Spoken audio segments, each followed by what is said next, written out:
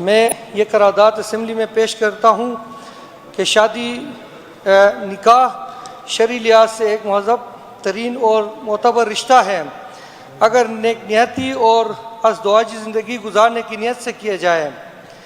لیکن چترال اپر اور چترال لوور میں غربت سے فائدہ اٹھا کر چترال سے باہر کے لوگ شادی کرنے کے لیے آتے ہیں۔ ان میں سے اکثر و بیشتر شادیاں دراصل شادی کے نیت سے نہیں ہوتی، اس وجہ سے ناکام ہو جاتی ہیں اور چترال کے بیٹیوں کے قتل اور یا ظلم و زیادتی جیسے واقعات رونما ہوتے ہیں۔ لہذا ایسے انسانیت سوز واقعات کی روک تھام کے لیے صوبائی حکومت ضلعی انتظامیہ اور پولیس کو پابند کرے کہ جو بھی شخص چترال سے شادی کرنا چاہے اس کا چال چلن اور گھر کے متعلق تمام تر تفصیلات کی جانچ پڑتال اور تصدیق متعلقہ ضلع کے پولیس سربراہ سے کرے اور تحریری طور پر اپر اور لوور چترال انتظامیہ کو سرکاری طور پر آگاہ کرے، جبکہ شادی کرنے والے شخص کے علاقے کے